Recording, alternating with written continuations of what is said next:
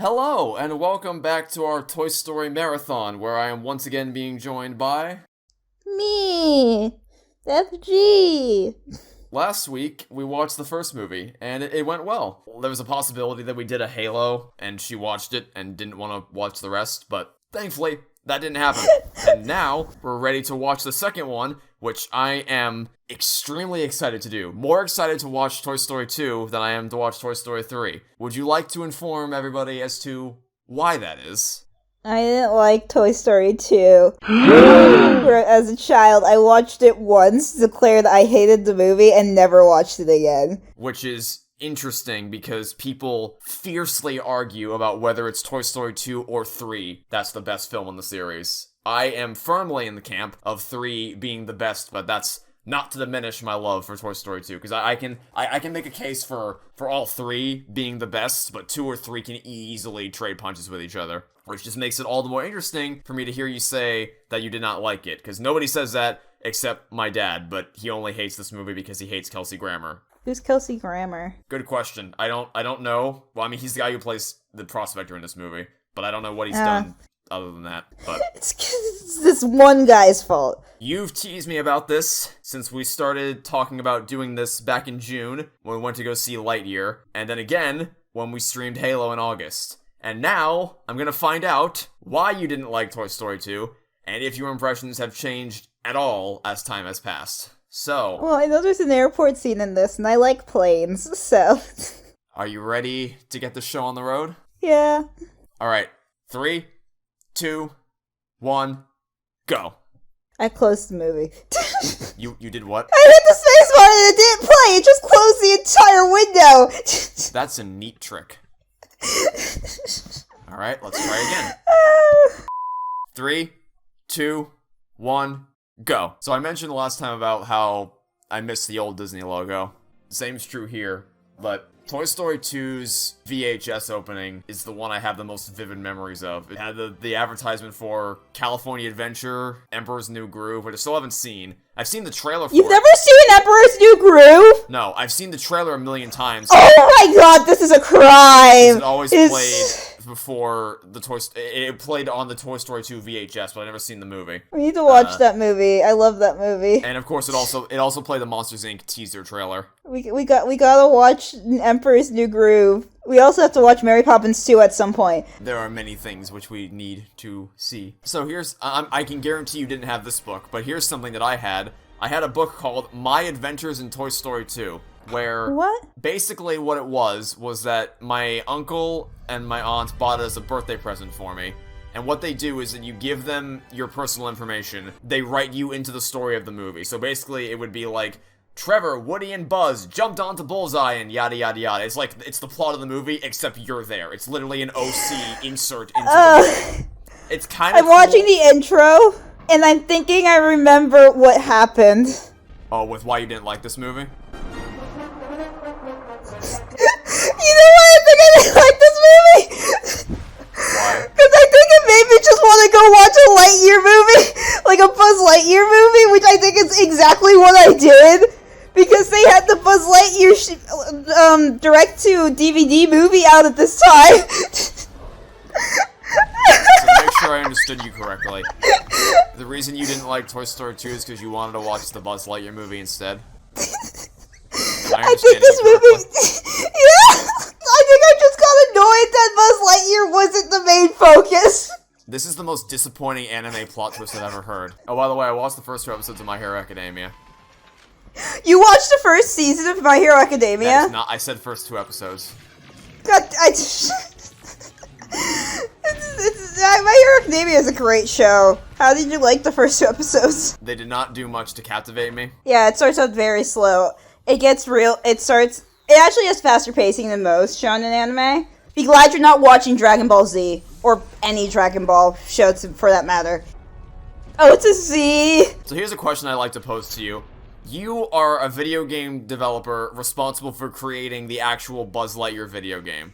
Like, in our, yes. not in their world, in our world. This is a great question to ask me as I am studying this. Do you put this level that we're watching happen right now, at the beginning of the game or the end of the game. We're making this game, except in our world, for people to buy and play. Clarifying question, is it the entire Toy Story 2 game? Or just a Buzz Lightyear video game. That's based on this storyline that's happening right now? Yes. Do you put this level at the beginning or the end? This feels like a final boss kind of level, as in you're getting ready to go towards the final boss. I would put it towards the end of the game because I assume after this moment you're going to fight the final boss, and then that would be the end of the game. Well, that's the argument I would, because I can argue both sides. On the one hand, you obviously want to put it at the end because narratively speaking, this feels like this is the final boss room. And it works as like, this is the level people recognize, and this is the big payoff you build toward as you finally get to play this level. However, the reverse argument of putting it at the beginning is it gives you a familiar ease in to the story. Like, it immediately provides you with something that you're familiar with and that you've always wanted to play, and then it gives you the rest of the game. Did Buzz just die? Oh yeah, Buzz is dead. A movie over. Sorry.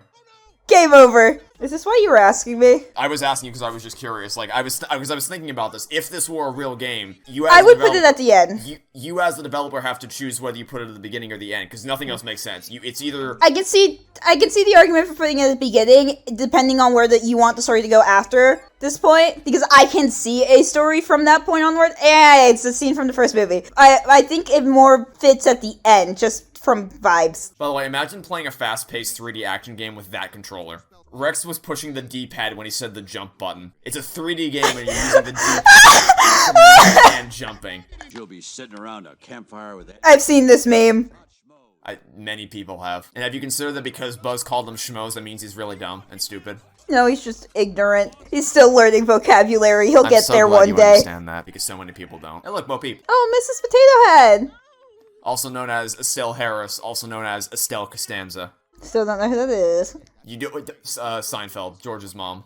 Did not watch Seinfeld. That's a mistake. I've also never seen Friends, which would disappoint quite a number of people. Not me. I've never seen Friends either. Cool. We can be friendless together. Yeah. I do know the entire theme song, though. That's kind of hard to escape. I think everyone knows the entire theme song. My favorite kind of theme song is whenever... It's so funny to just hear an entire classroom sing the Phineas and Ferb theme song, and then our teachers just stare at us. I wish I was a part of that. I think this was in my U.S. history class, if I remember. I really like this opening, because it's just such a... It's like a speed run of reacquainting you with all the characters you remember, and giving them all their own little moments. Al's Toy Barn was mentioned in the first movie. Yeah, it's great continuity with the world building. They said it... They didn't There's a Mickey Mouse watch on the wall. Because Disney. They didn't intend to make a second movie, but it was there. They set it up, and then they paid it off in this movie. It's great. So, as a dog owner, let me ask you something. Because we're about to meet Buster in a second. I have a dog named Buster. Yeah, I'm aware of that. I couldn't believe you had a dog named Buster, because I didn't think that was actually something that happened. I didn't blew me away. I'm gonna be honest. There's a reason I lock my door when I leave the house, because my puppy will go in and steal my stuff. Blew me away that someone actually named their dog Buster. This is a thing dogs do. Dogs do this. Okay, you found me, Buster. All right. Aww! My littlest dog, Jagger, he goes into my room and steals the toys off my shelf because he wants to play with them. He also steals people's shoes. Yeah, he does that too. He stole your shoe, didn't he? Yes, I'm aware of that. Yeah, I have several toys that are missing eyes that I've had to perform surgery on to replace the eye. What I was gonna ask is that, like, is this dog just exceptionally intelligent and understanding of relatively advanced concepts for a dog's comprehensive abilities? He understood... No, this Buster is very smart. He understood the concept of, like, trying to time yourself to find Woody and all that. That dog was smart. My dog, Jagger's stupid. How mean of you. Listen! He's run into the glass door, like 5 times, and hasn't learned his lesson. In cartoons. No, it happens in real life, too. Dogs don't have a perception of glass. Woody and Buzz Lightyear! Oh no! The animation has improved. You know, I've always wondered what one would actually do at cowboy camp. Lasso practice? Horseback riding?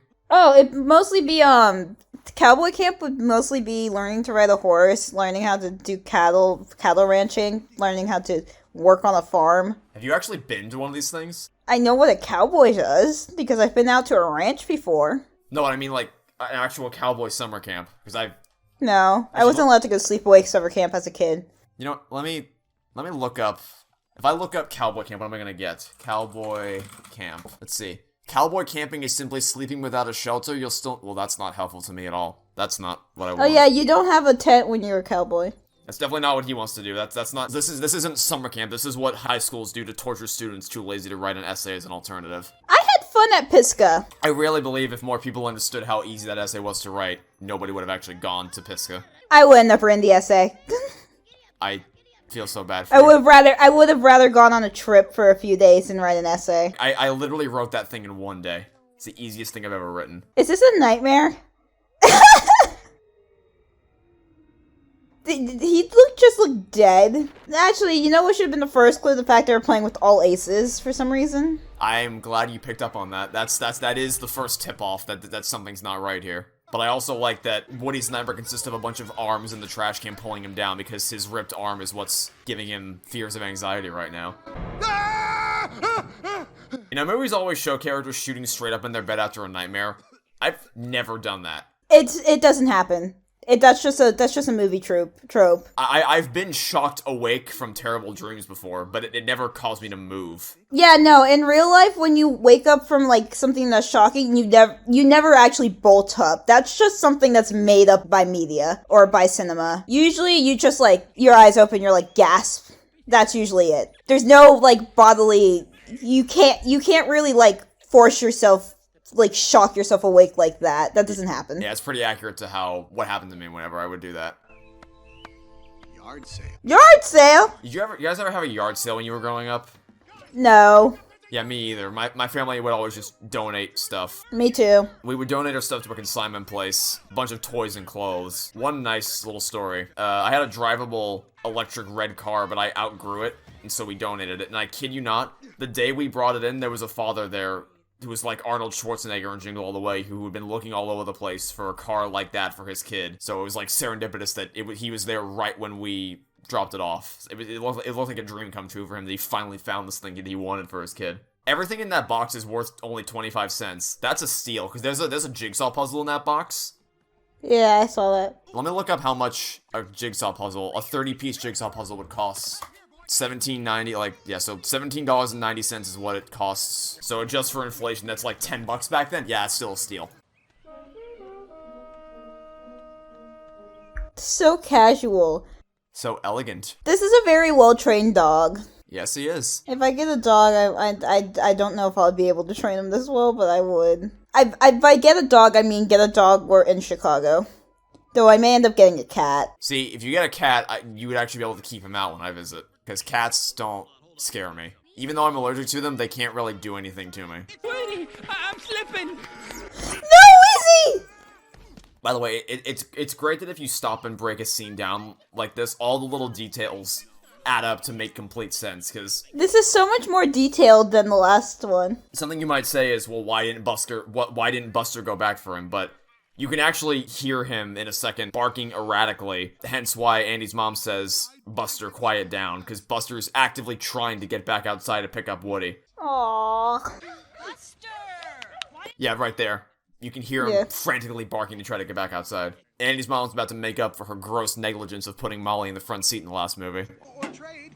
You like my watch? Does he steals it, doesn't he? The fact that you don't remember this movie makes me reluctant to tell you anything. I don't remember what happened. That means this is the closest we're gonna get throughout this marathon to you experiencing a movie for one of these movies for the first time. No, he's stealing Woody. What? Stealing? He can't take Woody. He stole Woody! I love that Buzz doesn't even hesitate to leap out the window to get He's Woody like, back. my friend! Because previously they were all just standing in the window because of how risky it would be to actually jump down in broad daylight, but that's because Woody was never in any immediate danger, so there was no need to do so. But the instant he's kidnapped, he slides down that railing and just sprints to the car, but also doesn't... Buzz is gone! But also doesn't forget to be stealthy and move between cover spots to avoid detection.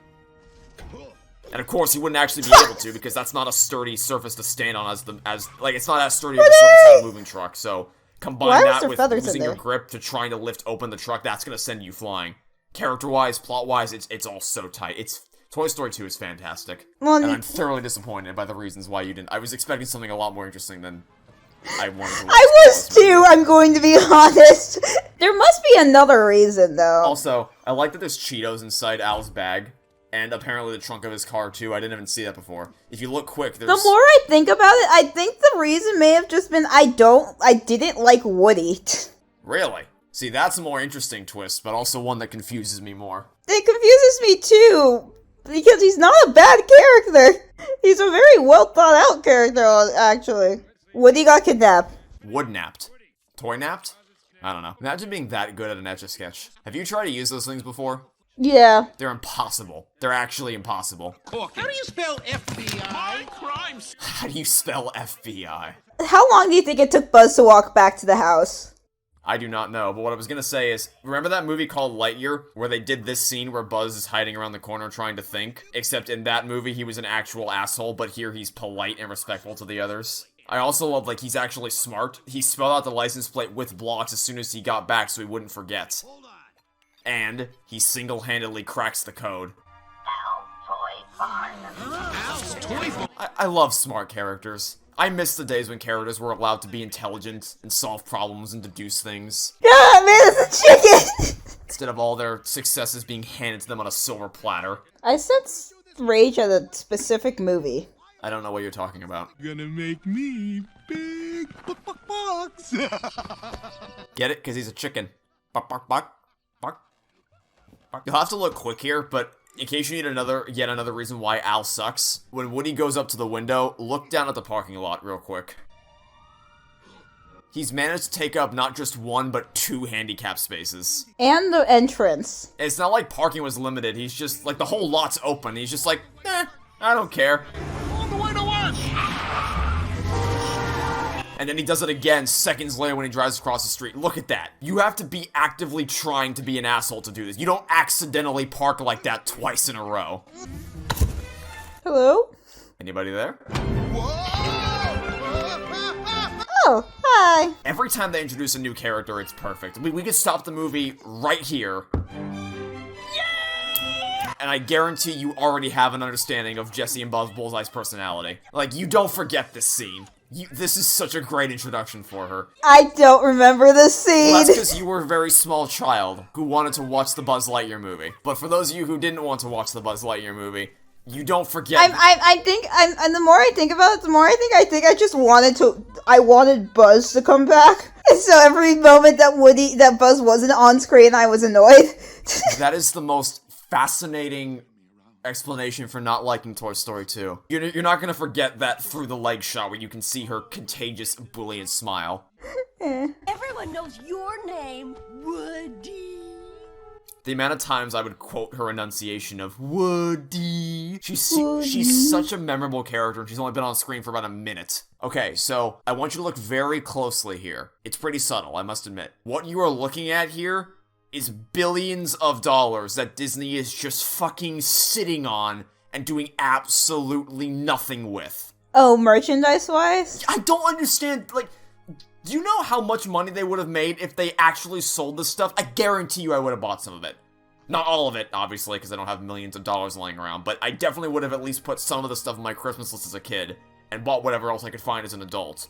I don't understand how you design all this stuff and don't sell it commercially.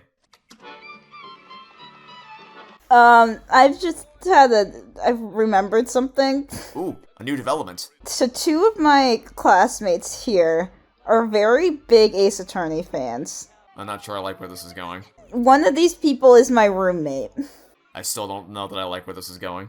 And they found out that I have the Ace Attorney games, and I haven't played them. On second thought, I love where this is going.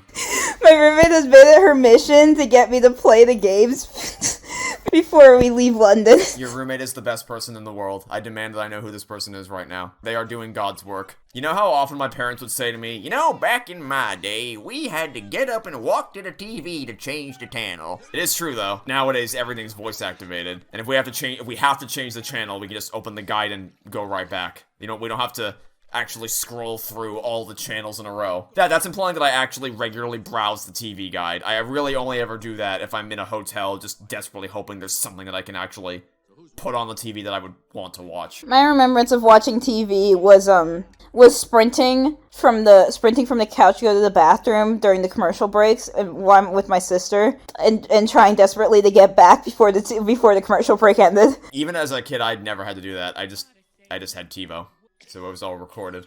See, we didn't record anything because if one of us was there, then both of us were there, and if one of us was watching, that show wasn't stopping for anything, not even the other person watching. The fun of having a sibling. The idea is to let go. I love Rex. He's such a lovable guy. He's not very smart, but he's so cool. To Al's Toy Barn and beyond. To Al's Toy Barn and beyond. Yeah, I don't know why I didn't like this. Well, no, I do, but I was a stupid kid. I would never claim such things. I was a stupid kid. Oh, by the way, I didn't bring it up. You know this Woody's Roundup show that they're watching right now? Yeah. They actually animated it to look like... They didn't just put puppets up on strings. They animated this to look like it was filmed on an old kinescope. A lot of people went up to the directors and said, like, hey, did you guys film a puppet show? Because it looks that real. It looks... The attention to detail that Pixar had with this is amazing. This has made me reminded me that I need to watch Coraline. Ride like the wind, Bullseye! Not specifically Coraline, but I just need to watch a bunch of Leica films. Going back to my thing about merchandise, why isn't there a Woody's Roundup show? They made a Buzz Lightyear movie. I don't. Not Lightyear, the other one. Yeah, and that makes it even more confusing. Why? Isn't this... For children like me. No, I mean, like, why... Not why did they make the Buzz movie, why didn't they make the Woody's Roundup show? And you know what's even more frustrating about all this? Pixar made a video where they showed off all this merchandise. Like, they had physical builds of the merchandise, and then they never actually sold any of it. They made real merchandise for a behind-the-scenes video, and then didn't sell a single one of them. Wow. A bunch of bags of dicks is what they are. Like, I don't understand. Disney likes making money. That's their whole thing. Well, on a lighter note... Hey, nice teeth. And yet, still a good-looking guy. All these reactions, apparently a lot of this wasn't actually scripted. Oh, it's a bag. It wasn't? Apparently they just showed Tom Hanks pictures of all the Woody's Roundup merchandise, and then they let him react to it, and then they filmed that, or they recorded that, rather. I got momentarily distracted because my books fell down behind me, but I heard everything you were saying. Okay. There's a snake in my boot! Look at all this merchandise, and how much money they could have made if they sold it. You know, I still haven't actually seen a record player. We have one at my house. Oh, in what room is it? I don't remember. Record players are cool. I never consciously looked at it. I wouldn't be surprised. I think it's in my sister's room, if I remember correctly. We're a complete set! Now it's on to the museum. Museum? What museum? It's like, people like to collect vinyl discs for soundtracks, and I've still yet to see a device you can actually even play a vinyl record on. Japan? No.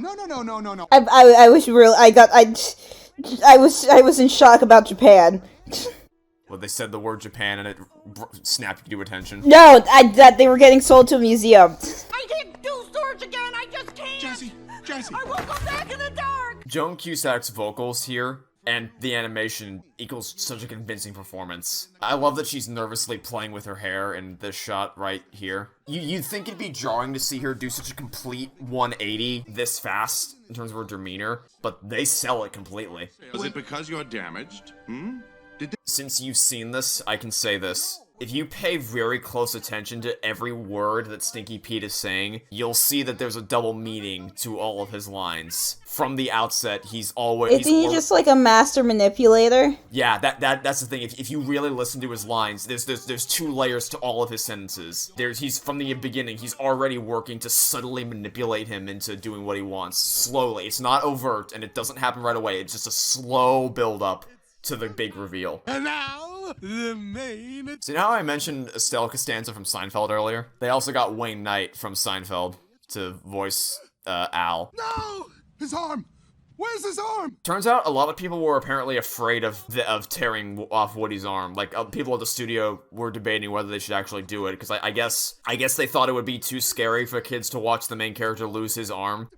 As if everything the first movie did wasn't potentially traumatizing, but, you know. I think they handle it really well by having Stinky Pete explain right here. It's just a popped seam, easily repaired. You should consider yourself... They achieve the goal of forcing him to stay here, because that's the intent of the arm rip, is that it forces him to stay stay, regardless of whether he wants to or not. Now he has to stay until he gets the arm fixed. So they damage him without terrifying the kids or whatever. At this moment, Woody doesn't have a reason to be all that concerned about these toys he just met versus the kid and his friends he's been with for a while, so there's no moral reason he would stay here unless he was forced to for something. So, bye-bye arm. Pixar used to take the time to think of all these things in writing a story, and also, I love the choice to not score this scene. I'm talking over it so you can't really hear it, but the sound effects are all you need to communicate the sense of danger that the real world presents for a toy. Just the slightest of noises can be really unsettling. You hear the sirens wailing and dogs barking in the background. It just really works to enrich the atmosphere. I can't hear the dogs. Like, even if the things those sounds are related to have no chance of actually affecting them at all, it's such a great atmosphere building. So I know this might sound like a really stupid question, but what do you see behind Buzz right now? Now let's move out. The globe. Oh my god, it actually works. Okay. Oh, I was really worried the answer to that question would be something else. So, I asked it because you're in the UK right now. I didn't know if region-wise Disney Plus would play the international version, but in the US version, which is what I'm watching, it's an American flag? Yeah, it's the American flag behind him, but everywhere else it's just the globe, which... Yeah, it's a globe with fireworks. I don't think makes that much sense, like the international version, but, you know, it's supposed to be in reference to how they used to sign off broadcasts for the day, so maybe they did that internationally. I don't know, honestly, I don't know. So, this was the scariest scene for me as a kid, navigating a field of Cheetos like swimming through an ocean of milk. Gee, I sure hope Andy isn't allergic to dairy. He's like a dog. That is kind of how he's characterized here, yeah. Like my stupid puppy. I sure am glad they never released this movie in 4D. They have 4D theaters here in the UK. I was gonna ask, did they ever release any movies other than Spy Kids 4 in 4D? Because that's the only movie that I can think of that ever handed you a Smell-O-Vision card with they have full-on 4D theaters in, like, the UK, in which they convert movies into, like, a 4D experience. I went and saw One Piece Red in IMAX. Well, not the other day. I saw it yesterday. It was really good. I appreciate the villain was so well done. I guess I should rephrase. Are there any other movies that handed you a Smell-O-Vision card, like with numbers on it you could scratch whenever they popped them on screen? Whenever you see the flashing number on screen, simply scratch that number on your card to unleash a symphony of sweet, tantalizing scents that will make you feel like you're right there in the movie. There were so many sections in that movie that were custom designed just for the smell factor that mean nothing if you watch it at home. Like, one of the characters just walks by a desk filled with different smelling candy, and the candy desk. And 3 different numbers flash up at once. I don't know how the theater wasn't bursting out laughing when this happened, because it's just such a dumb idea. Obviously, there's fart jokes, because of course, I think there's actually 2 of them. Pull my finger.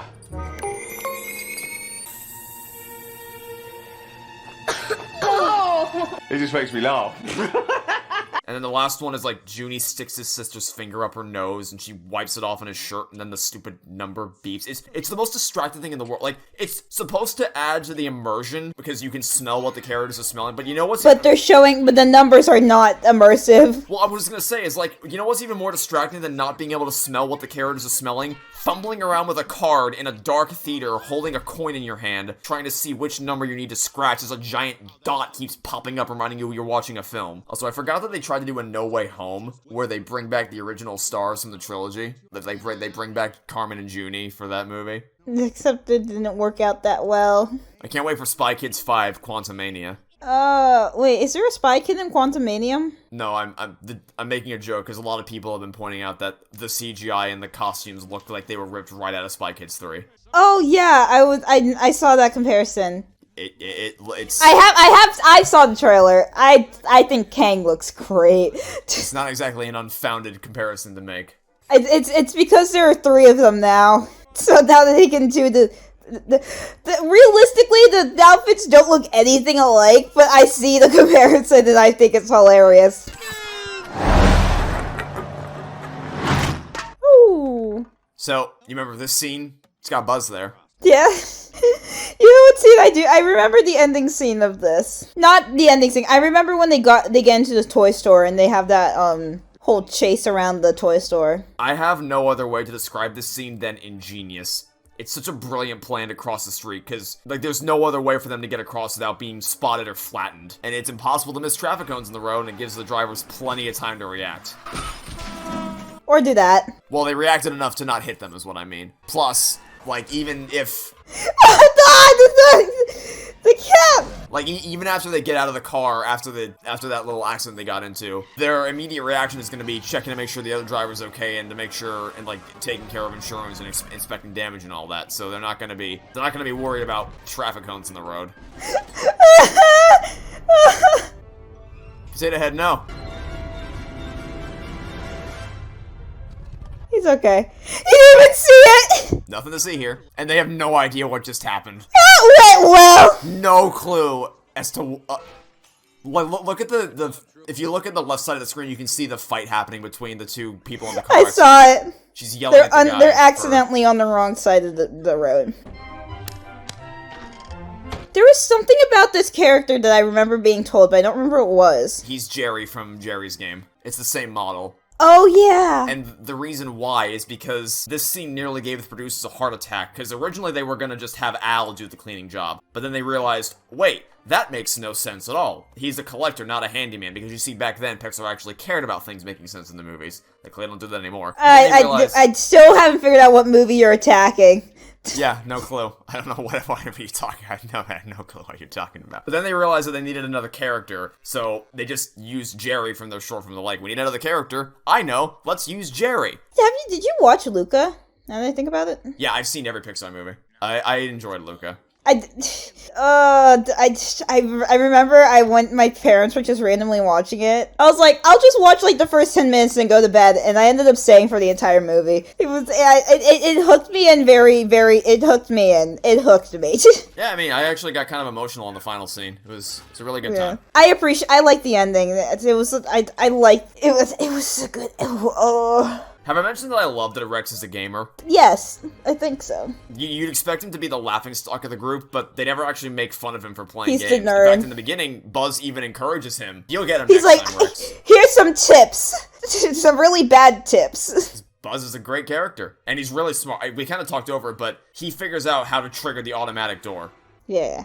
Like, they were all stomping individually, and like, wait, if we all do it together, we can simulate the presence of a regular human. Buzz is such an awesome character. I've seen this scene too many times. Yeah, everyone talks about it. It's one of the most satisfying scenes in any film ever. And I know I'm not the first person to say that. Like I said, it's really good. The animation, the music, all of it. It makes perfect sense for the story, and it allows Pixar to flex their muscles. I'm still trying to figure out what Pixar movie you're talking about. Well, no, I think I know what it is, but like Wait, are you not memeing? Do you actually not know what I'm talking about? No, I'm memeing. Just no, I know what you're talking about, because there's literally for a moment there. I know every other Pixar movie that came out after that movie, and I watched one of them with you, and you just said you liked the other one, so the one that we watched is one of Pixar's best movies. Oh yeah, it's fantastic. We're talking about Soul, by the way. I love that the ending didn't provide a massive answer to life at the end. I love that it just was like, there is no answer to life. Life is what you make it. We're gonna live it, and that's what life is, and I love it, because that's exactly the kind of ending. I don't think any other ending would have worked for that movie. It had to be that. Also, Al successfully screwed over all the other toy stores in the Tri-County area. With this? He bought the whole world's supply of Buzz Lightyear action figures. Oh, his utility belt from the video game. I mean, I say that, but I guess he has some kind of deal with the toy makers, since the commercial did explicitly tell everybody to go to Al's Toy Barn to buy it. It's like a sponsorship deal? Probably. For as much of a Toy Story nut as I am, I had no desire to acquire a second Buzz Lightyear toy simply for the utility belts, which is literally just a light bulb that blinks. I would have bought the utility belt on its own. Isn't there a Barbie section in here? Oh, just you wait. This comes to life, if I remember it. Don't do it. Ow! Oh no! All Space Rangers are to be in hypersleep until awakened by authorized personnel. Thus explaining why Buzz doesn't act until he gets out of the box. Hypersleep, thus he's frozen until Andy starts playing with him. I love how Buzz gets to... Oh, it's so good. It's so awesome that they get to play off each other. God, Toy Story 2 is so good. You could have killed me, Space Ranger. Or should I say... Buzz is just like, this is what I was like. I don't have time for this. Halt! I order you to halt! I love how Buzz is just like, this is what I was like. I hate this. It's such a clever way to reverse it. He's suddenly like, I understand Woody's pain. So I was gonna ask you if you were ever a Barbie girl, but I guess I got my answer last time because you had a bunch of Barbies. Yeah, my favorite doll was not a Barbie doll, because I really liked, I had an American Girl doll, and the reason I liked it was because it looked like me. This is, it's really just because all the Barbie dolls I had were blonde and white, and I am not blonde or white. So they were cool, but I didn't play with them that often. The rest of the world knows Jodie Benson as Ariel from Little Mermaid. I know her as Tour Guide Barbie. That's who she is in my heart. Also, you gotta look fast here. Look at the bottom left of the guidebook. It costs $4.95 in the US and $50 fucking in Canada. The guidebook, I mean. Why? What was inflation like back then? I love that the price is marked up so exorbitantly. I'm not even from Canada and I get that joke. My source of power! No, come back! Oh, that's tragic. Would I be correct in assuming that this is the closest you're ever gonna get to Jurassic Park? Because that's what that little mirror thing is. That's a reference to Jurassic Park. Yeah, I've seen that. It still baffles me that you're willing to go on a ride that puts you face to face with life-size dinosaur animatronics. Okay, you say that like I didn't have my head buried the entire time I was on that ride. Still, I had a better chance convincing. I was. Wait! Oh my god! I forgot this is how this happened. I was more successful in convincing you to ride the ride than I was in convincing you to watch the movie. Buzz! I know how to defeat Sir! The Jurassic Park? Yeah. Come on, I'll tell you on the way! I love that they actually pay off Rex's nerdiness. You initially think that the video game intro is just a VFX showcase with no bearing in the plot, and it is a VFX showcase, whose primary focus is to open with a big bang and just quickly hook the audience, but it's also what gets Delusional Buzz to go with them, because he thinks Rex is actually talking about Zurg. Now we just gotta get Buzz back. 13 Reasons Why, I know this is gonna sound so out of nowhere, but he is holding Polaroids. 13 Reasons Why has ruined Polaroids for me. I got a Polaroid camera while I was here. I am not a photographer, so I do not mess with the Polaroids. Great. Now you can go. Jesse really hates him. I mean, yeah, if you had a crippling fear of abandonment and claustrophobia, and he was the reason... I understand. Why not make commands before you leave, huh? It's the least you can do. So, we've talked extensively through basically every scene throughout these last two movies, but you won't hear a peep out of me. For this one? For what you're about to watch. Remember when I mentioned how I was so shocked that you didn't remember that there were any songs in these movies? I remember You Got a Friend in Me. Well, what you're about to watch has a song, and it's arguably one of, if not the best scenes in the entire trilogy. Well, I'll let you know if I remember it. Andy's a real special kid. You're his buddy, his best friend. Even though you're not moving, you feel like you're alive. Emily was just the same. She was my whole world. When somebody loved me, everything was beautiful. Every hour spent together lives within my heart. When she was sad, I was there to dry her tears. Through the summer and the fall, we had each other, that was all. She and I together, like it was meant to be. I was there to comfort her. She loved me. Though the years went by, I stayed the same. She began to drift away. Still I waited for the day. Say I will always love you. Never thought she'd look my way, smiled at me and held me like she used to do when she loved me. Everything was beautiful. Every hour we spent together lives within my heart. She loved me.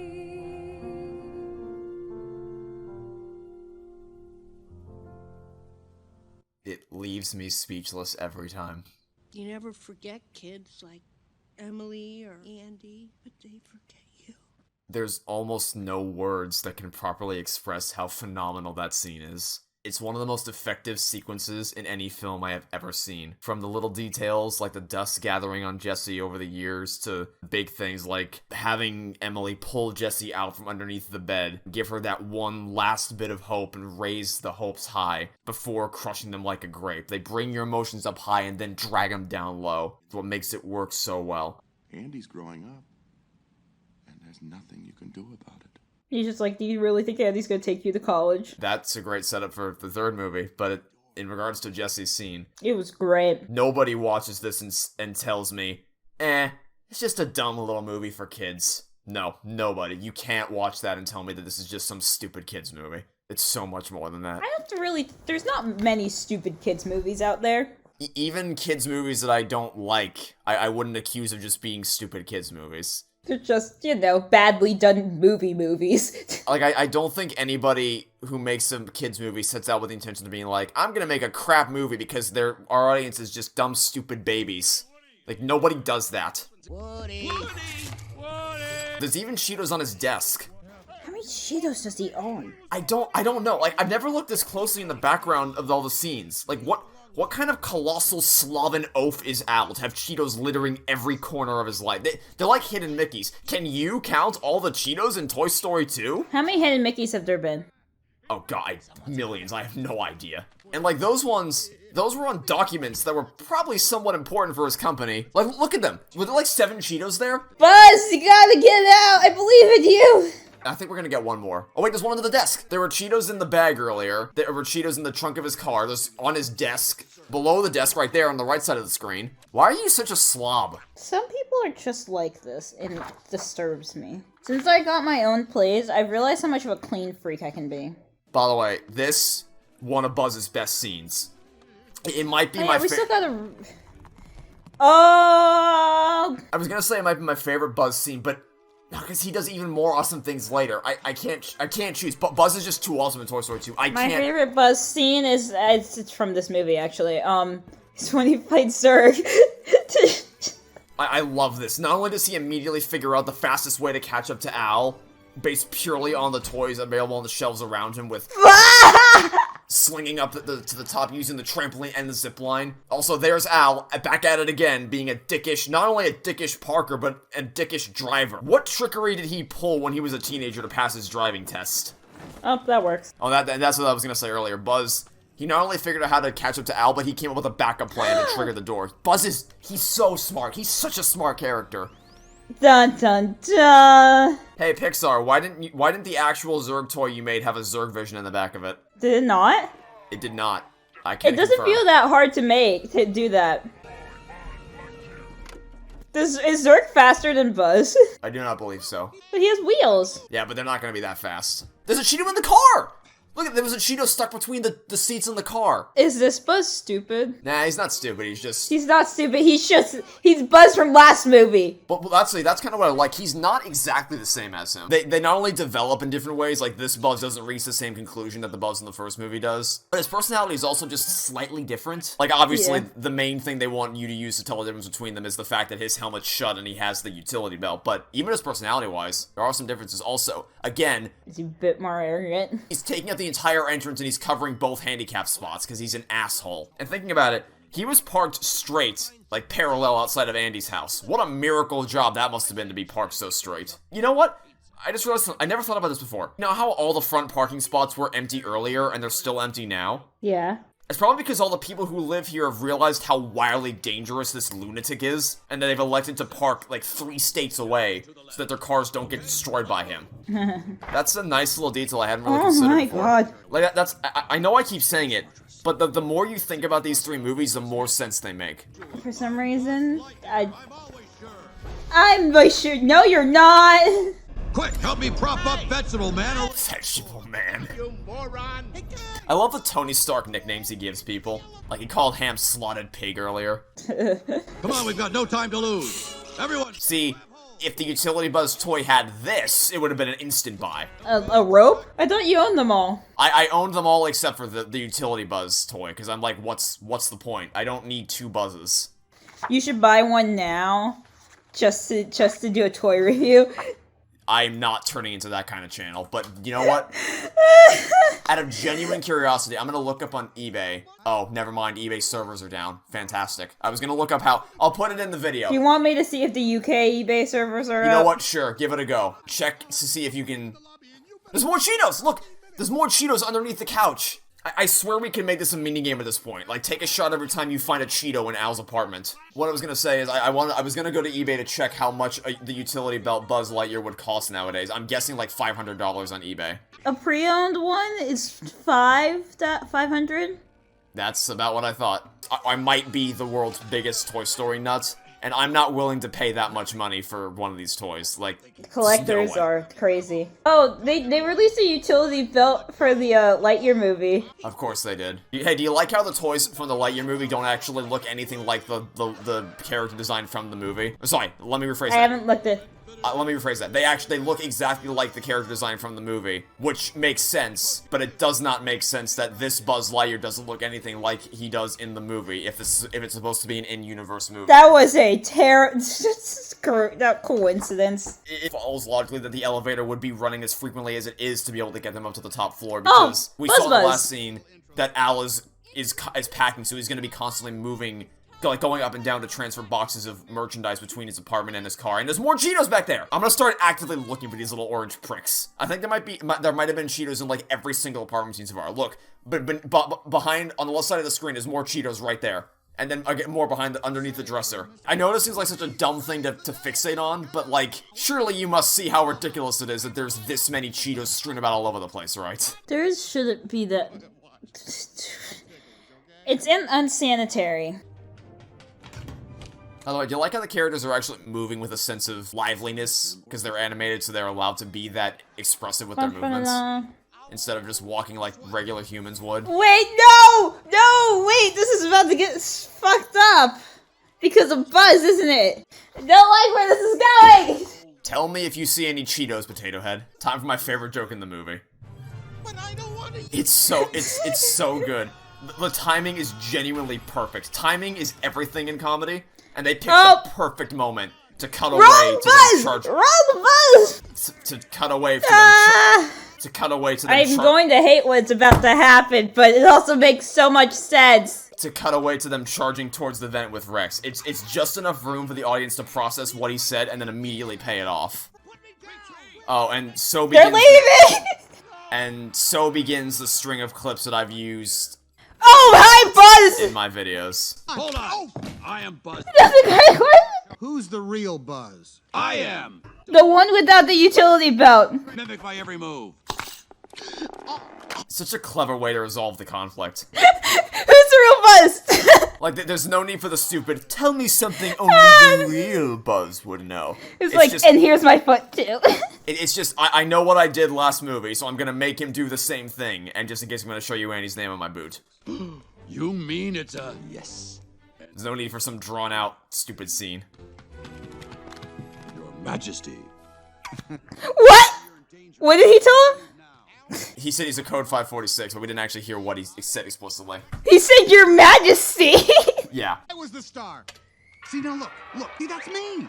This is weirding me out. There was all this merchandise that just got packed up. Oh, you should have seen it. There was a record player. All I see are my videos in these clips now. I can't go. They need me to get into this museum. Woody, you're not a collector's item. You're a child's plaything. You are a toy! One more rip and Eddie's done with me. Oh, the roles have been reversed. Somewhere in that pad of stuffing is a toy who taught me that... Oh, how the turntables have turned. And I traveled all this way to rescue that toy.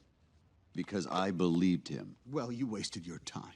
Ooh. There's too much that happens in this scene for me to comment on all of it while the movie is playing. It's so densely packed with character. Because something you might think is, wait a minute, Woody's been an old family toy forever, and magically now he realizes that the kids grow up, but that's not his thought process. The bombshell here isn't that, oh, Andy's growing up. I've never considered this before as an old toy. It's the fact that he isn't going to last forever. It's a very important distinction between those two things, is he's been lucky in being a hand-me-down cowboy doll, but right now, for the first time ever, his future is uncertain after his arm got ripped. He's starting to realize he's not an immortal object, and he may not always get as fortunate as he has been in getting passed down from kid to kid. At some point, he's not going going to be loved by a kid anymore. The chain will break at some point, and he'll have to grapple with what that life once your child grows up looks like, and that's what he's grappling with in this movie. And it all comes to a head in this scene because, like you said, Woody and Buzz swap roles. It's such a perfect reversal of their dynamic. You'd imagine that literally repeating the "you are a toy" line would feel cheap and lazy, but because he doesn't deliver it exactly the same way, it feels earned. It's in a completely different context. Buzz gets to throw all the lessons that Woody taught him right back in his face. It's so good. Some other folks might be a little bit smarter than I am. Maybe. I also love that this scene is done entirely through visuals. You can get a perfect window into his thought process just through the animation on his face and the actions he takes, like scratching off the paint on his boot. It's just like I Will Go Sailing No More, that it's a very simple but very important story beat, and it falls on the animators to sell an impactful and believable of a scene as they just delivered. Spectre, I can't stop Andy from growing up, but I wouldn't miss it for the world. It takes him actually experiencing Buzz and his friends leaving him behind to think about what the negative effects are going to be, because everything Stinky Pete told Woody was a purely one-sided view of the museum life, like only the positive aspects. When you decide something, it sounds great in your head, but it's only when you get closer and closer to the reality that you set for yourself that you start to feel the repercussions of your choice, and that you regret it, and then you get your mindset straight. And Woody doesn't just run right back to Andy. He wants Jessie in the roundup game to come with him because he knows the struggle she's been through after her song, and he isn't just going to condemn her to sword. He's not a one-track character who prioritizes Andy over everything. He cares about the other toys. He wants what's best for them. And we're still not done, because we get this reveal. Oh no! I tried reasoning with you, Woody. You keep forcing me to take extreme measures. Wait a minute, you turned on the TV last night, not Jesse. So I remember you said in the Halo stream that you didn't like this twist. You still feel that way? This twist? Of Stinky Pete being the villain. I'm very engaged right now.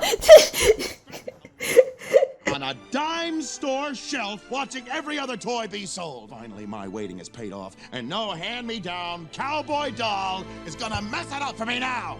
I don't want to go into it because I literally do not have enough time in this commentary to break down it all, but everything he says once Woody gets here is just slowly manipulating him into staying. And then when you watch it a second time, knowing he's the villain, it gives you a whole new perspective on things. It's so fantastic. And his motivations make sense. As the toy he was never played with, his only chance at being loved is to get to that museum. And it makes sense he'd feel a sense of resentment after watching every toy be sold, so he's trying to find a way to rationalize his situation and validate why it's always better to be on the shelf. Every element from the writing of his backstory, to the nuance of his animation, to the powerhouse of a voice performance, to the heightened musical score, it all combines together into one of the best moments of the film and the beginning of the final act. And you better hold on to your seat, because the movie just keeps getting better and better from here on out. From this point forward, we are gonna keep ramping up to a truly sensational finale. It's the third fight!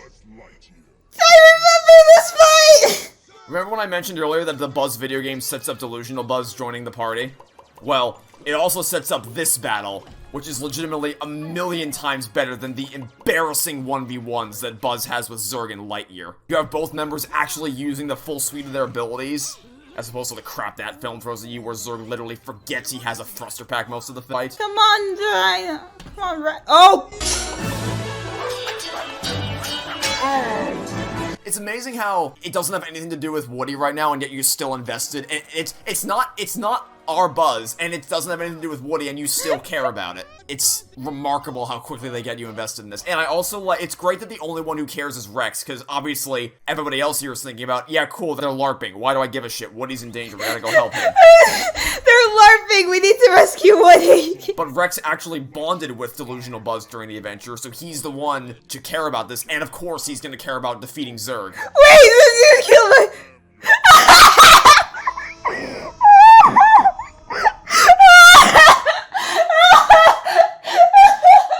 Hey, remember that Lightyear movie where we saw where Zurg was actually a future version of Buzz that broke the entire space-time continuum? I love the Star Wars reference! You're just... Now that I think about it, that entire final level that we saw at the beginning of the movie was a parallel to the Luke vs. Vader fight and fuck, not A New Hope. The Empire Strikes Back. The Empire Strikes Back. It even gives Rex a little bit of a mini arc. No! I feel like I'm watching this for the first time again, and I might as well be. How does Cap do that? How are we gonna get him now? Pizza, anyone? Pizza Planet! Pizza Planet truck to the rescue! Buzz, are you coming? No, I have a lot of catching up to do with my... This is what I meant when I said earlier that delusional Buzz develops as a different character. Oh, son, that's my boy. So long, Buzzy. Oh my god! Oh my god! Yippee! Sleep, take the pedals. Rex, you navigate. The fact that they actually come up with a conceivable way for the toys to be able to steer this thing is so good. Like, I do not want this understated. Buzz is so intelligent. He figures out a way for all the toys to be able to steer a car with what limited mobility they have. Hey, why won't it go? Use the wand of power. Was that you who just said use the wand of power? I did it in sync with the aliens, yes. Yeah, I heard it at the same time as the aliens. I just like got confused. If they had perfect control of the truck, then I'd be very bothered by this chase, because obviously they wouldn't be able to perfectly do it, but it's the fact that it's as scattered and hectic as it is, it's believable. They have just enough control to keep up, but not enough to properly stay in their lanes. The writers took no shortcuts. If they wanted a cool moment, they put in the legwork to get that cool moment. This is how they get stuck with the aliens for the rest of this. Yeah, so when I saw that rescue scene, I gasped for the first time when I saw the aliens fly out the window, or nearly fly out. But other than that was just a tense little moment, I had no reason to think anything of it. I had no idea how that would end up being paid off. There he is. No one shows up to the airport this late. No one shows up at the final call. They will not let you on the plane at this point. Well, nowadays... definitely not, but I don't want to say this because it might get the video flagged, but in the year this movie takes place... we're not gonna talk about it. In the year that this movie takes place, I think it's more reasonable to believe that they would let you do that. A certain event had not happened yet, and airport security has not been elevated to the level that we know it today. Lilo and Stitch got censored because of it. Have you seen Have you seen the original cut for Lilo and Stitch? I haven't even seen the finished cut of Lilo and Stitch. That's another movie we have to watch. Lilo and Stitch, Emperor's New Groove. I love that they bring back Buzz's theme from the beginning. I harp on certain movies a lot for lazily just dragging and dropping tracks to reuse them for an easy emotional reaction, but you can reuse tracks effectively as long as it's done appropriately and not to an insane degree like Slinky this. will come back. Buzz got to be a hero in a video game, and now he gets to be a hero at the airport, triumphantly charging down these conveyor belts to rescue Woody, which is why the theme coming back again works so well. I can't believe there were 2 green cases. You can or can't? I can't believe there were 2 identical green cases. You've been to an airport, right? Yeah, I just went and bought my first suitcase the other day. One of the things they say at the airport is, many bags look alike. Please check your baggage claim so I can... I know, but that bright ass green? I have seen many very brightly colored suitcases. I can 100% believe that. And I love they actually use that suitcase as a setup for this right here. Right up until the very end, they keep setting up things and paying them off. Because you think that the cameras are a disappointment, because it's like, oh, that's not what we were looking for. But then they're the thing to take down the prospector without causing him any physical harm, because, you know, G rating and all that. You learned the true meaning of playtime. Right over there, guys! No! No! And you want to talk about a perfect comeuppance for a villain? This right here is perfect. Look, Barbie, a big ugly man doll. His ultimate torture is to be condemned to the same fate that he prophesies other toys will meet one day. Which is interesting, because years ago, being played with by a kid was exactly what he dreamed of. And now for what is easily the best part of the movie. Like I said, Toy Story 2 just gets better and better the longer it goes on. And it builds to one absolutely phenomenal climax. Grab Jessie now! Jessie!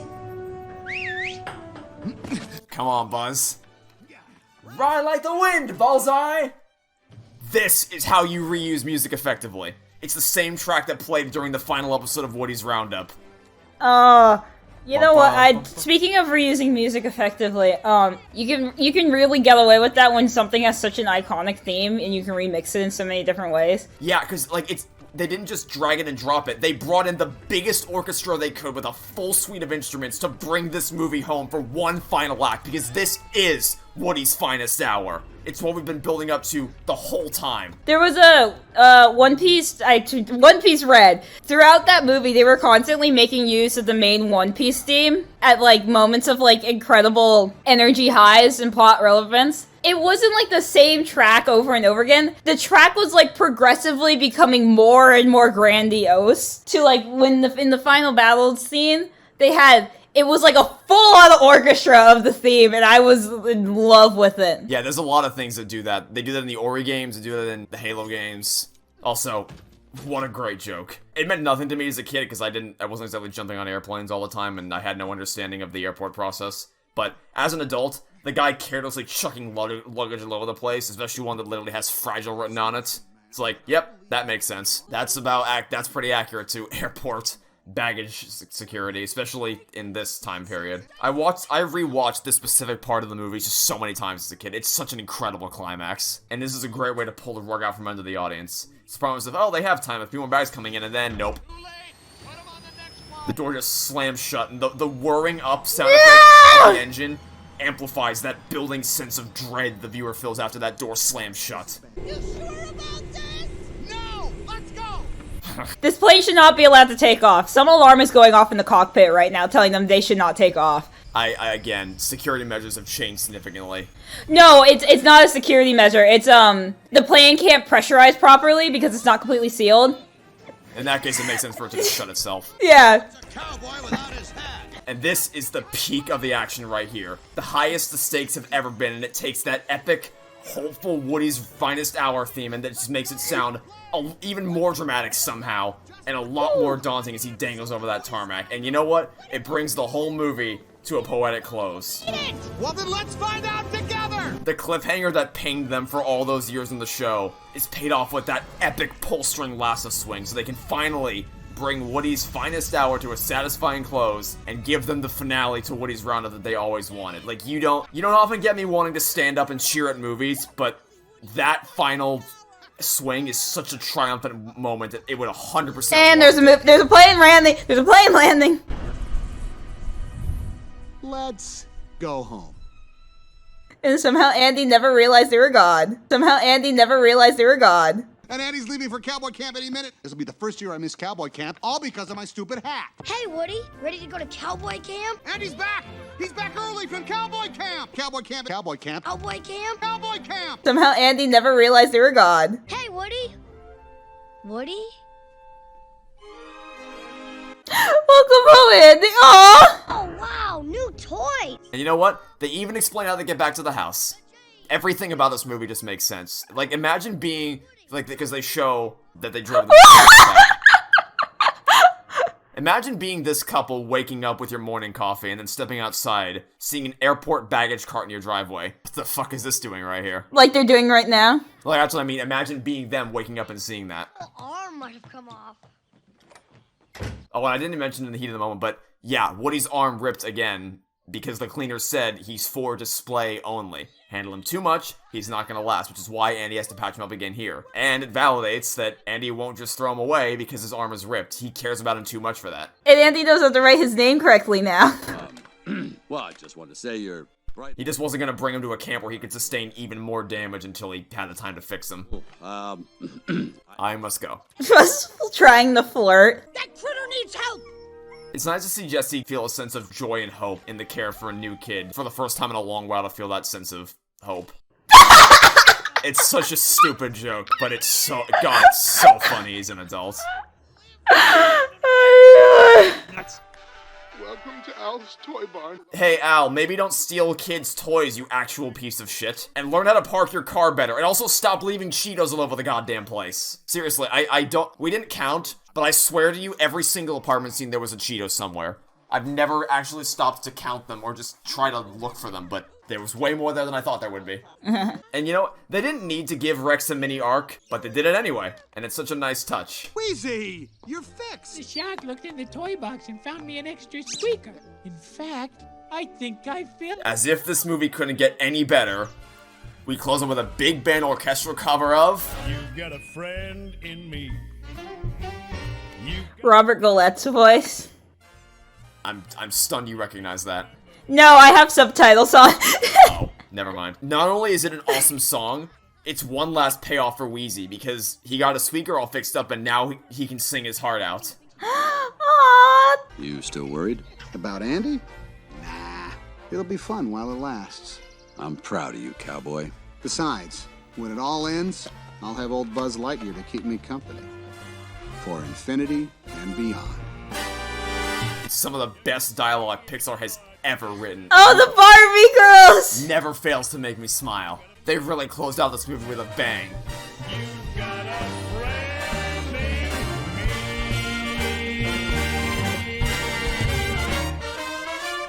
Yeah. God, what a phenomenal film. I like that significantly more than I remember liking it.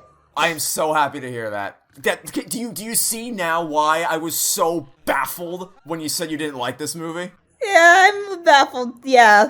I'm almost certain it's because I didn't like Woody as a kid. But because why? I just infinitely preferred Buzz. I don't know. Can you believe they made that movie in 9 months? 9 months. And accidentally deleted it. Like, that is unheard of for a movie of this scale, to make it in 9 months. This movie blew away any preconceived notions for what an animated sequel was supposed to be. Like, this was in the age of Return of Jafar and Mulan 2 and Little Mermaid 2. Just, sequels were just commonly, animated sequels specifically, were commonly accepted as just being crappy cash grabs, but this was not a cash grab. And they proved not only could sequels be amazing, they could be better than the first. Like, admittedly, it was conceived as a direct-to-DVD sequel. It was conceived, Disney told them, hey, make a sequel. Toy Story did really well, and it was going to be direct-to-DVD. But it wasn't shaping up all that great because of that. It just was not shaping up to be at the level that we thought it needed to be. John came back from his European promotional trip and then came in and saw the reels and said, it's not very good. So at that point, we went down to Disney and said, the film isn't very good, we have to redo it. And they said, it actually is good enough, but more importantly, you literally do not have the time. It became a theatrical release.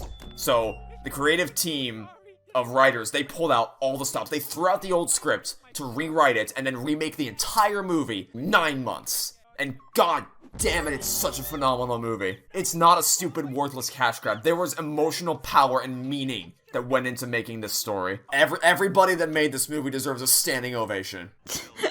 Can I retroactively lower my Toy Story 1 rating to raise my Toy Story 2 rating? I really like this. And given I remember most of Toy Story 3, I'm pretty sure I like this more than Toy Story 3. Plenty of people seem to. The Toy Story 1 is somehow racing towards the bottom of the list. Oh, I don't know about somehow. I think Toy Story 1 is definitively in last place. Wait, why is Bug's Life in here? Outtakes. It's not a Bug's Life too. Well then, I don't understand. What is it then? There's your answer. Buzz murders Flick in 4K. So do you have any further thoughts on Toy Story 2? I love it. I really like it. Oh, it's so good. It's so good. I really, really like it. Number score? Like, 9. I would also give this movie a 9 out of 10. Yeah. I reserve my 10s for movies like I reserve my 10s for very special cases, and like movies that like you have to blow me away like the Batman to earn a 10. This movie was great though, so it gets a 9. It's such a perfect sequel in every sense of the word. It expands the world building in terms of scope and scale, with going all over the map and seeing Al's toy barn, fleshing out Woody's backstory, and the pacing again. You're never with one group for too long. It's never too exciting or too dull for too long. And the slower scenes, they don't feel slow because there's constantly gripping developments for characters. They count for the little things like making sure that the cleaner says that Woody's for display only, and then Andy gives Woody stronger stuffing to account for it. They count for major things like the Pizza Planet truck sequence where, because conceptually, it's ridiculous. But their driving is just erratic enough to be believable, especially because it took the time to establish a legitimate way for them to be able to realistically pull that off. Really, I think the only real issues I have is just the fact that it's pretty convenient that the Pizza Planet truck just happened to be there right when they needed it. Like, that's pretty lucky. Yeah. Plot convenience, but it's good. It's my only ding against Toy Story 2. You're excused because everything else is great. Yeah, like I say it all the time. Movies are allowed to have convenient things that happen. It's when the movie is consistently everything that happens only happens out of pure coincidence and contrivance. a lot of movies will kickstart the story with a contrived event, and then the rest of it plays out logically, and I'm much more willing to forgive conveniences than blatant inconsistencies and things like that. I think, like, if a movie's starting because stroke of chance led for something to happen, that's fine, because, well, it's fate. It's like, it's just like, because of butterfly effect, because of some random absurd events, you ended up here, and you ended up stumbling upon this random thing, and you ended up going on an adventure. Yeah, and I guess I can ask in more detail, because we didn't really get to talk about it too closely, because the movie was happening so fast. Stinky Pete, you said you hated him in the Halo stream. How about now? I appreciate him now. Yeah, he was a very good villain. He really is. I wish he stuck around longer, though. I'm gonna be honest. I wouldn't be against more Stinky Pete, but I think they make really good use of what they have with him. I think what they did to him, I think his exit from the movie was good, but I wish he had stuck around longer to be more combative. I mean, like, to be a villain for longer periods of time? I wish he had been around to be villain for a longer period of time than being twist villain. I think I prefer him in his manipulative form than in the end of the movie. I like seeing, because I've seen the movie so many times, I like paying attention to all the little nuances of his inflections and his speech patterns, to how he's manipulating Woody behind the scenes. That's more interesting to me to watch. Especially because oftentimes there's a snap, with a lot of twist villains, there's a snapping point that feels out of nowhere where they just randomly fly off the rails, but this is a really slow build-up that feels There earned. are so many videos that are just like, about just, Disney has an obsession with twist villains. It's not always good. Like, Han sucks, but King Candy is fantastic. Speaking of this, there is 2 twist villains in the Toy Story franchise, to my knowledge. And, well... Because, what's his fucking name? It starts with an L. Lotso is also a twist villain. I can't believe I forgot he was a twist villain, because I spent most of the movie hating him, because Lotso. But he is a twist villain by the definition of a twist villain. I'll have some things to say about Lotso when we get to Toy Story 3, but... So, Jesse's scene. Jesse's scene? That scene is the reason why I was so blown away you didn't remember there were any songs in the trilogy. Like, that is so powerful. I just remember You Got a Friend in Me. I didn't remember any of the other ones. It's such a beautiful song, and it accentuates what is already an emotionally moving sequence. Jessie in general, I love Jessie. She's awesome. All the new characters, and just how quickly you get a feel for their personalities, and how quickly they get you to empathize with them.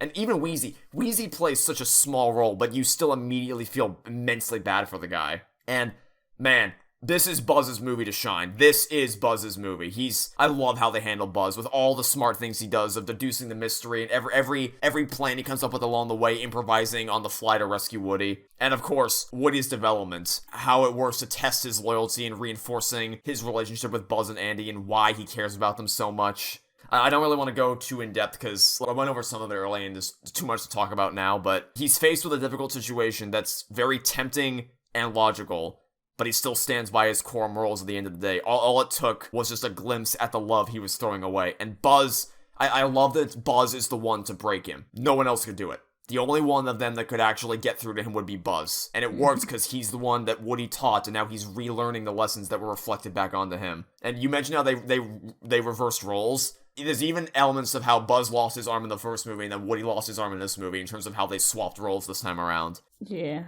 And then there's deeper themes you can draw about immortality. Sure, it sounds great to live forever, but at what cost? What good is eternal youth or eternal life without somebody to share it with? Like, I've always said that people are what make life worth living. The friends and family, the loved ones you choose to spend it with. So it just explores that idea of an eternal life in the museum or a finite life filled with love. And it's a really mature conclusion. It's yeah, I know we're gonna reach an end, but it'll be fun while it lasts. It's another really mature message to leave with people. And then the inevitability of the end of their lives is dealt with in the third movie. There's another layer on top of this in regards to parents with their children. The idea of, I can't stop them from growing up, but I wouldn't miss it for the world. And the whole climax. Do you not just love that climax from start to finish? The second that yeah, that was great. The airport sequence, the plane swinging underneath it, Woody's finest hour, the music coming back, it puts both Woody and Buzz in the spotlight and gives them their time to shine as heroes. And comparing the end of Toy Story 1 where Woody was struggling to keep up with the truck to Toy Story 2 where he just heroically jumps on Bullseye and takes the reins and charges after Jesse. It's even set up earlier with how Woody's able to wrangle Buster and then uses those skills to wrangle Bullseye at the end. And then, as the cherry on top, Wheezy plays them out with a kick-ass song. I love it. Toy Story 2 is an absolute masterpiece. There's a couple of conveniences that I can list, but that's it. Oh, also the burp joke. I hate toilet humor. But yeah. Toy Story 2, 9 out of 10. 9 out of 10. I agree. I'm bumping I'm bumping Toy Story 1 down to 7.5 now because I want Toy Story 2 to look better. I'm kind of surprised I gave Toy Story 1 a lower score than you. I still think it's a 7 out of 10. I'm bumping it down. It may get bumped down again because of Toy Story 3, but we'll see. And to be clear, I still love Toy Story 1, but I definitely think it has the most flaws of all of them. Yeah, I mean, it's you can tell it's the first iteration. And next up, the grand finale of the trilogy. The final chapter of Andy's life with the toys and my favorite film ever made. It will be a display of waterworks. At least for me. Don't know about her. She prides herself on not crying often at films. I don't cry. The only time I've cried because of a film, Trevor got concerned because he thought I was crying because of something else. What was this movie, you wonder?